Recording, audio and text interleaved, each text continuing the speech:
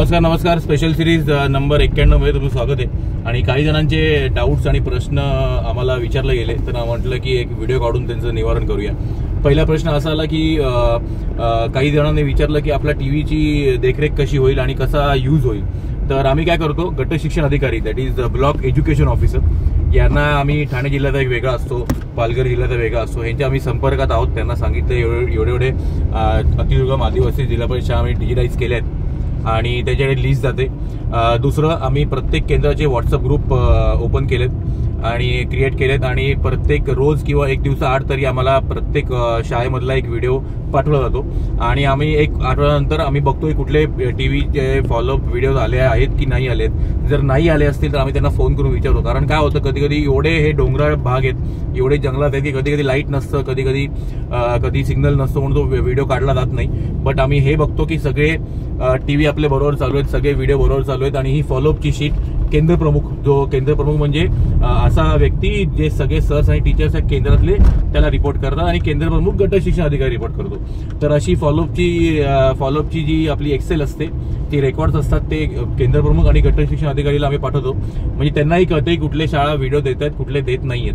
तर हा एक खूप फॉलोअपचा आम्ही छान एक प्रोसेस मांडली आहे आणि जे नवीन शाळा ऍड होत आहेत त्याचे नवीन व्हॉट्सअप ग्रुप क्रिएट करतोय।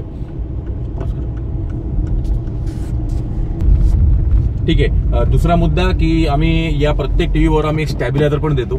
स्टॅबिलायझरनी होतं काय की हे डोंगराळ प्रदेश असून खास करून पावसाळ्यामध्ये व्होल्टेज खूप अपडाऊन होतं, तर टीव्हीला काही इजा होऊ नये म्हणून हा स्टॅबिलायझर वापरला जातो आणि प्रत्येक शाळेला आम्ही मॅन्डेटरी केले की आम्ही स्टॅबिलायझर बल्कमध्ये मागवतो आणि त्यांना आम्ही स्टॅबिलायझर देतो।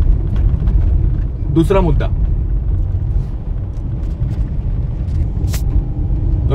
मुद्दा असं विचारण्यात आलं की इथे एवढे जंगल प्रदेश आहेत सगळे शाळा आपल्या आदिवासी जिल्हा परिषद शाळा, तर सिलेबस कसा दाखवला जातो।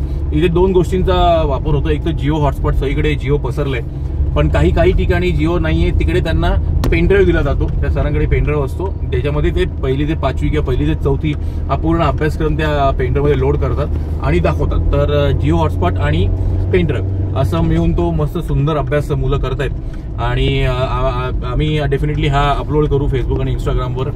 तर तुम्हाला तुमचे अजून काही प्रश्न असतील।